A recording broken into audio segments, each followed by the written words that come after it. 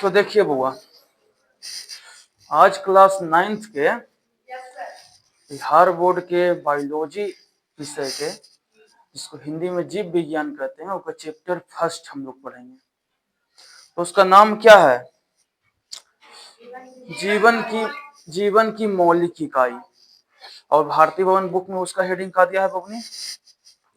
उसका हेडिंग दिया है क्या? जीवन की आधारभूत इकाई। ठीक है ना? दोनों का मतलब एक ही हुआ। इसका एक मतलब क्या होता है कि जीवन मतलब कि जिंदगी, ठीक है ना? तो हमारा शरीर, उसका रचना कैसे हुआ है, किस चीज से उसका रचना हुआ है, समझे? ये होता है उसका मेन मतलब अर्थ कि का इसमें पढ़ना है, हमारा जिंदगी कैसे बनल है, समझ गए ना? हमारा शरीर किस कण से मिल के बना है, समझे? यही पढ़ना है। तो इसमें ही हम पढ़ेंगे। तो इसमें पहले है कोशिका।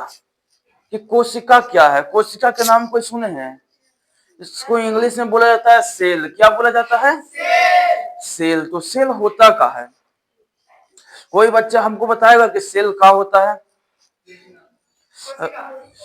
ये कोई मतलब नहीं ना हुआ। डॉग मतलब क्या होता है? कुत्ता। कुत्ता मतलब क्या होता है? डॉग। और कोशिका कुछ मतलब बताइए, क्या चीज है? हाँ, ये तो देख के सब बता देंगे, अपना दिमाग से लगाइए। जैसे देखिए, इसमें लिखा गया है कोशिका जीवधारियों की बहात्मक एवं क्रियात्मक इकाई है। बहात्मक मतलब समझ रहे हैं, और क्रियात्मक मतलब वाहन करने वाली, क्रिया करने वाली इकाई है। इकाई मतलब समझते हैं? आप लोग हिंदी में पढ़े होंगे बचपन में कि भाषा की सबसे छोटी इकाई को वर्ण कहते हैं। पढ़ा ना? इकाई मतलब समझते हैं? इकाई मतलब सबसे छोटा भाग, समझ गए ना? मतलब शरीर के बहात्मक एवं क्रियात्मक इकाई, सबसे छोटा इकाई को क्या कहते हैं? कोशिका कहते हैं। जिसमें जीवन के सभी गुण पाए जाते हैं। मतलब कि एक उसको कहते हैं ना, जीता जागता सेल होता है। और सेल में ही एक छोटा सा भाग होता है जिसको बोला जाता है क्या? माइटोकॉन्ड्रिया। ठीक ना? वो खुद में ही जीवित रहता है, समझे? उसको किसी और चीज की आवश्यकता नहीं होती है, समझे? तो कहते हैं कि एक जीवन, जैसे अगर आप एक कोशिका दे दीजिएगा ना कोई चीज के, हमको एक लैब में आप केवल एक कोशिका अपना काट के दीजिएगा ना, तो हम उससे आपका जन्म प्रमाण पत्र बना देंगे, समझे? ये लेवल के आपका ये वो कोशिका में गुण होता है, समझे? अब ये ऐसे कैसे बोल रहे हैं भैया? आप लोग कभी सीआईडी देखे हैं?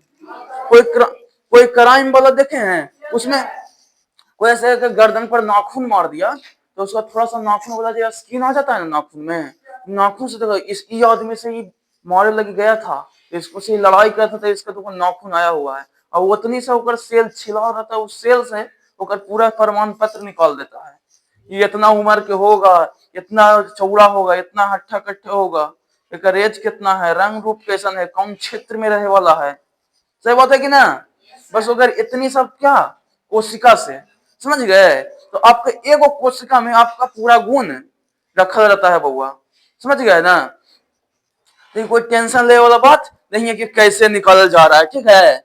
इतना सबको समझ में आ गया कि कोशिका क्या होता है? तो यही में अगला स्लाइड में हम देखेंगे।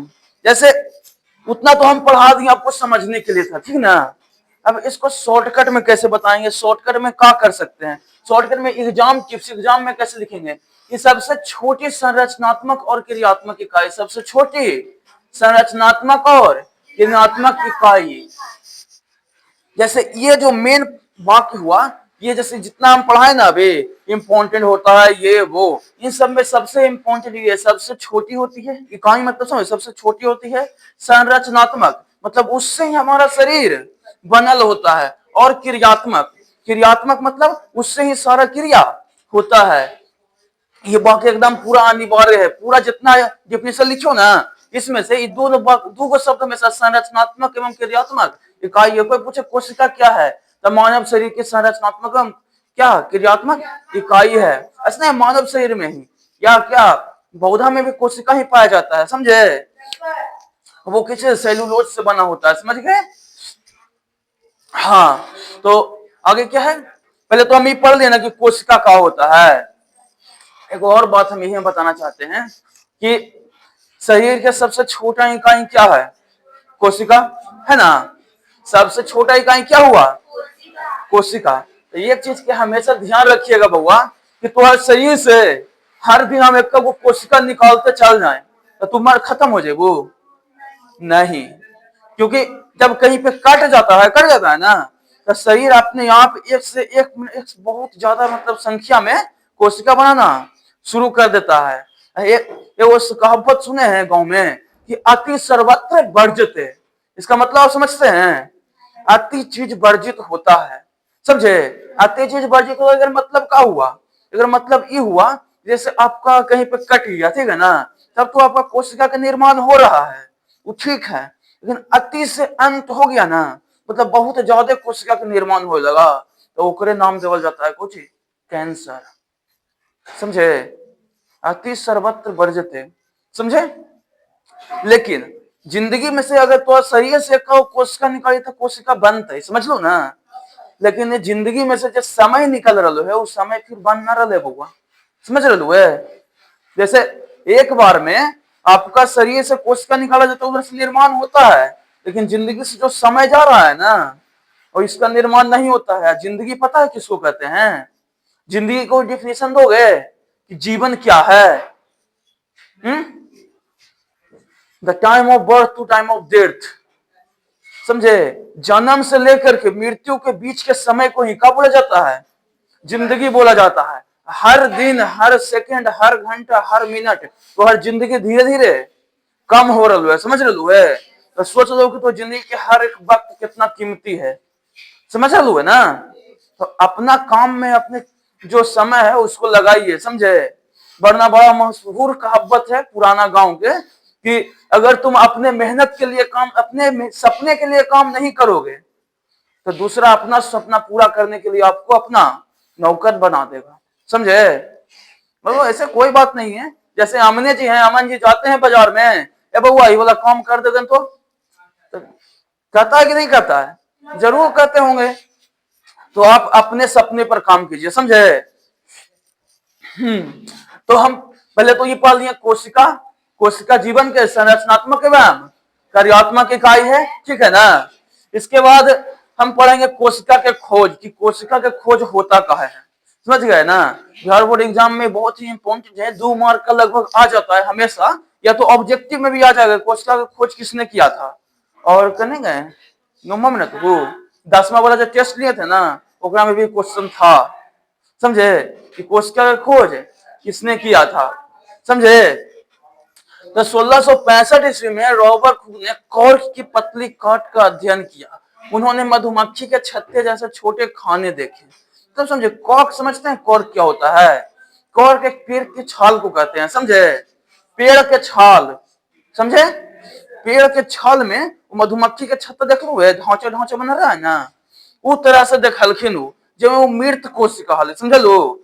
उनका वो 1665 ईस्वी में रॉबर्ट हुक देखलखिन तो कहलखिन ना, अरे ये पूरा शरीर रहता है ना, इसमें छोटे छोटे ढांचा से बना रहता है, तो वो ढांचा रहता है उसको बोल दिए क्या?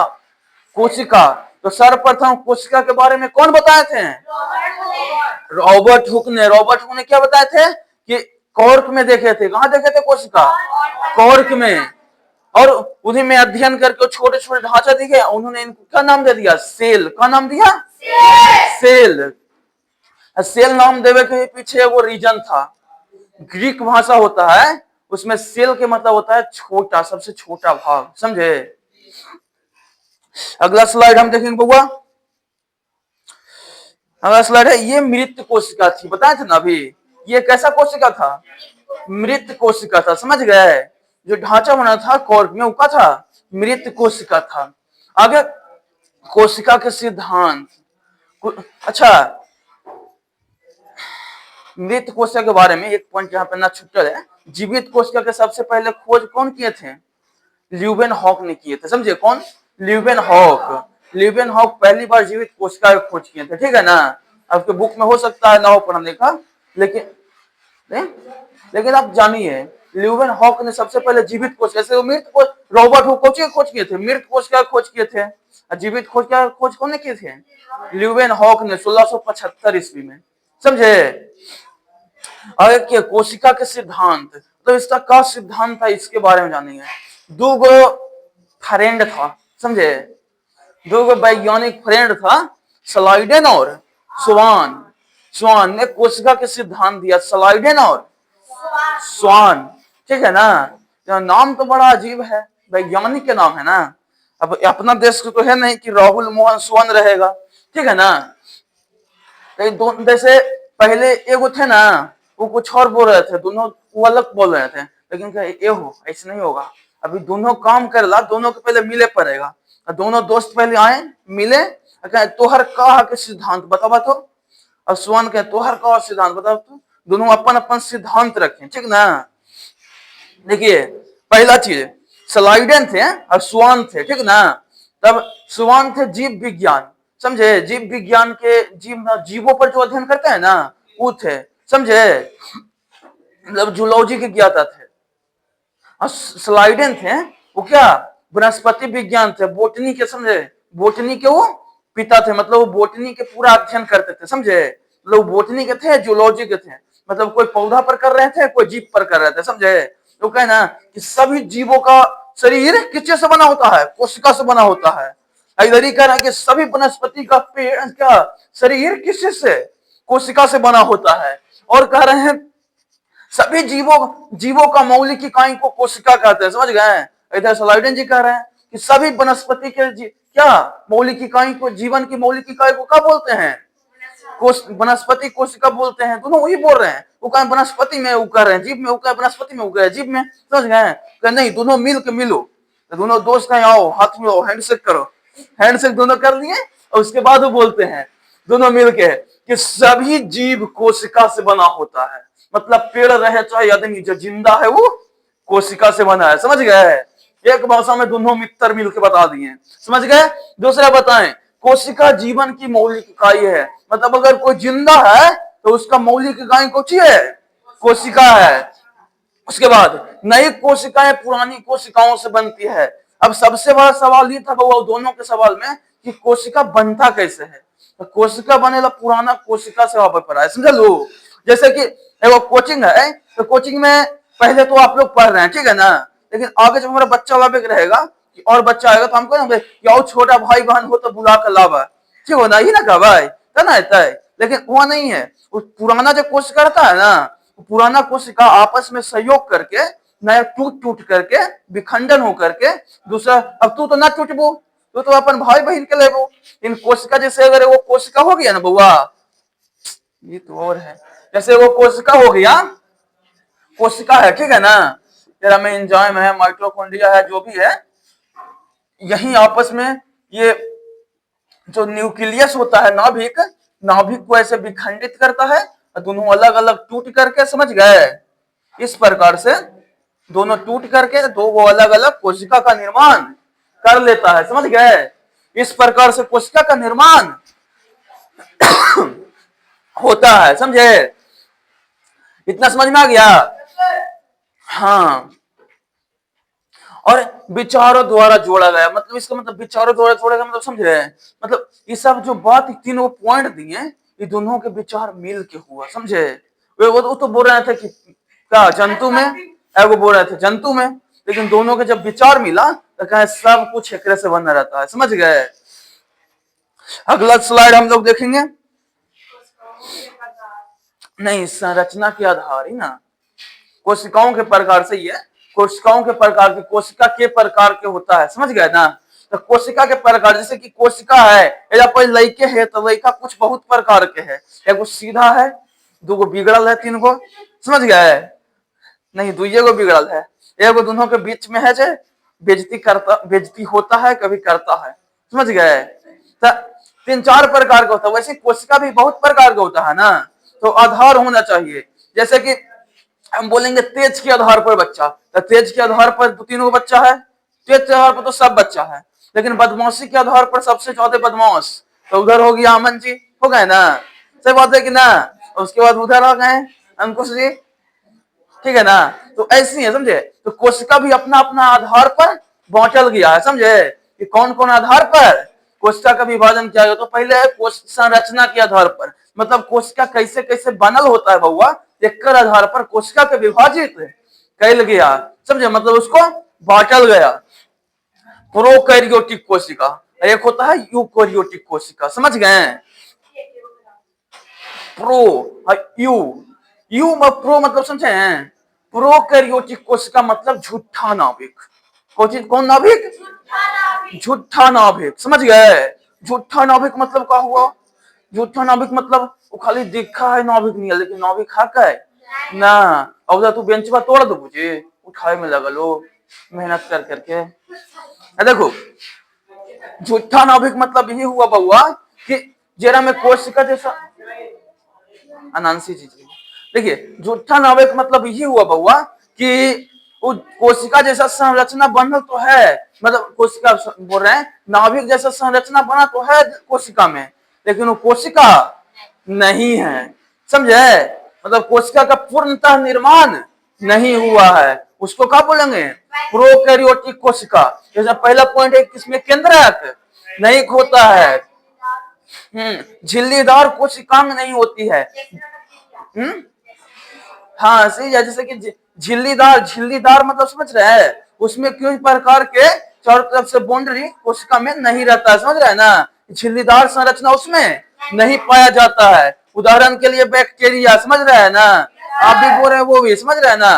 तो ये सब क्या हुआ, इसको हम क्या बोलेंगे? प्रोकैरियोटिक कोशिका। जो इसको हम सब भाषा है प्रोकैरियोटिक कोशिका को हर कोई डिफाइन करने बोलेगा एक शब्द में कि प्रोकैरियोटिक कोशिका किसको कहते हैं? जिसमें नाभिक नहीं पाया जाता है, समझ गए ना। जिस नाभिक, नाभिक मतलब जो कोशिका हुआ ना, कोशिका के बीच में एक केंद्रक पाया जाता है, समझ गए ना, उसी को बोला जाता है नाभिक, समझ गए। वो सिर्फ वहां पे संरचना टाइप का पाया जाता है, उसमें चारों तरफ से झिल्लीदार संरचना नहीं रहती है, समझ रहे ना, बाउंड्री नहीं रहता है, इसलिए उसको पूर्णतः विकसित नाभिक नहीं बोला जा सकता है, समझे। इसको क्या बोलेंगे? प्रोकैरियोटिक कोशिका। तो एक शब्द में इसको डिफाइन कैसे करेंगे कि वैसा कोशिका जिसमें पूर्णतः विकसित नाभिक ना हो, या तो जिसमें नाभिक नहीं पाया जाता हो, या तो सबसे अच्छा एकदम मगही भाषा में बोलिएगा कि जिसमें झूठा नाभिक पाया जाता हो, ठीक है। जब अपना भाषा में लिखेगा ना हुआ, एग्जामिनर कभी भी नंबर नहीं काटेगा, ठीक है। हाँ, जिसमें नाभिक नहीं होता है। अगला स्लाइड हम लोग देखेंगे। यूकैरियोटिक कोशिका, एक मिनट। यूकैरियोटिक कोशिका।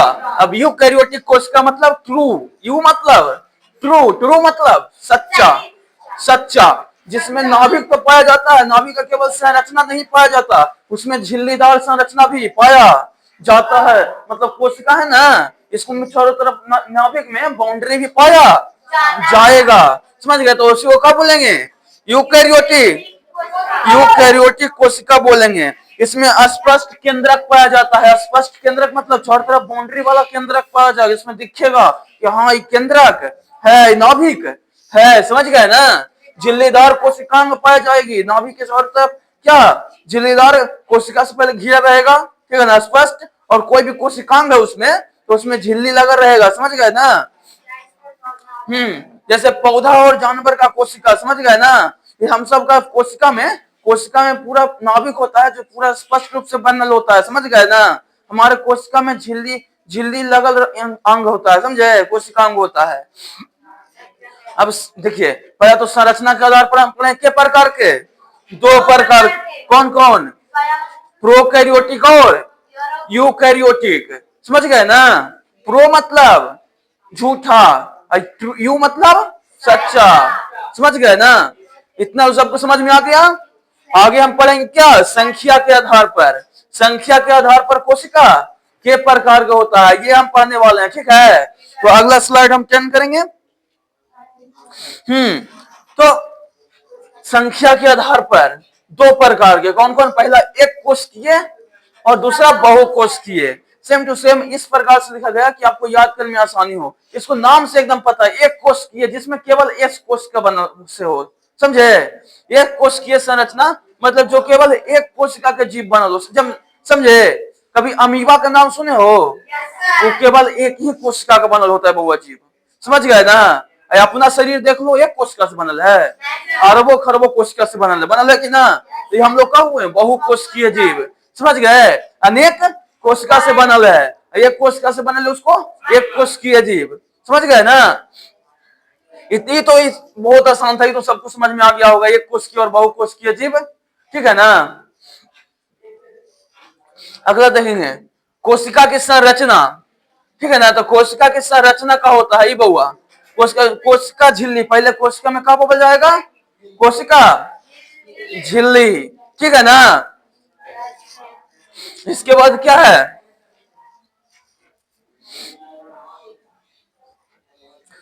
परिभाषा, कोशिका झिल्ली किसको कहते हैं? जो कोशिका झिल्ली बताएं कि सबसे पहले कोशिका में क्या पाया जाएगा? कोशिका झिल्ली। अब इसका परिभाषा क्या होता है? कोशिका के चारों ओर पाए जाने वाली पतली अर्धपारगम्य झिल्ली को कोशिका झिल्ली कहते हैं। जैसे हम केंद्रक में बता रहे थे ना, ये नाभिक में चारों तरफ से घिरा रहता है कोशिका झिल्ली से। अब जैसे सेल रहता है, सेल के भी चारों तरफ क्या होता है? कोशिका झिल्ली पाया जाता है, समझे? कोशिका झिल्ली से घिरा रहता है। तो कोशिका के चारों ओर जो बाउंड्री लाइन रहता है, ये वाला जो बाउंड्री लाइन हम बताए हैं, ठीक है ना? पाए जाने वाली पतली अर्धपारगम्य, अर्धपारगम्य मतलब आप समझते हैं? अर्धपारगम्य मतलब क्या होता है? मतलब एकदम चुन चुन के, जैसे रहता है ना चेकिंग करे वाला, एयरपोर्ट पर रहता है कि नहीं? वहां पर कि अगर मीटर लेकर जाइएगा गन हो ना, तो आपको पार नहीं कर देगा, समझ गए ना? कोई भी इलीगल सामान लेकर जाएगा तो वहां पे पूरा अलार्म सिस्टम बजने लगेगा, समझे? अर्धपारगम्य मतलब जिसको उसको मन होगा अंदर जाने का उसको ही जाने देगा, जिसको ना मन होगा जाए कि वो नहीं जाए देगा, समझ गया ना? तो अर्धपारगम्य झिल्ली पाया जाता है, जिसको कब बोला जाता है? कोशिका झिल्ली बोला जाता है, ठीक है ना? इसका कार्य पढ़ लें। पहला चीज, पदार्थ का आवागमन, पदार्थ के आवागमन, ये सुनना है कोशिका झिल्ली से कि जरा मन है तो चल गया, जरा मन है तो आ गया, समझ गए? पदार्थ के आवागमन तो होता है, लेकिन क्या परमेबुल होता है, मतलब अर्धपारगम्य होता है, मतलब जिसको उसका मन होगा जाने का, मतलब जिसका वहां पे जाने का काम होगा वहां उसी को जाने देगा, समझ गए? अगला स्लाइड में हम लोग देखेंगे कोशिका की रक्षा। दूसरा चीज, कोशिका जैसे ऊपर से अगर बाउंड्री रहेगा उस पर कड़ी परत रहेगा तो कोशिका की रक्षा होगा या नहीं होगा? जैसे कोशिका की रक्षा इस प्रकार से करता है कोशिका झिल्ली, जैसे कि सेल देखे हो, स्नेल, स्नेल घोंघा, घोंघा के ऊपर से कवर होके करता है घोंघा की रक्षा, उसका कवर, समझे? उस प्रकार से उसका रक्षा किया करता है। आंतरिक संतुलन बनाए रखना, अंदर में जो संतुलन है उसको बनाए रखना, मतलब जैसे अगर चारों तरफ से बाउंड्री नहीं रहेगी तो छितरा जाएगा, छितरा जाएगा नहीं छितरा जाएगा, अंदर के संतुलन नहीं बन पाएगा। अंदर के संतुलन बनाए रखने के लिए कोशिका झिल्ली बहुत ही इंपॉर्टेंट होता है, ठीक है ना? अब कोशिका भित्ति, कोशिका भित्ति हम लोग अगले क्लास में पढ़ेंगे, ठीक है ना? कोई दिक्कत किसी को नहीं? इतना तक सबको समझ में आ गया? तो अगले क्लास में फिर से हम मिलते हैं, ठीक है ना? देख लीजिए, उसमें कौन सी बड़ी बात है।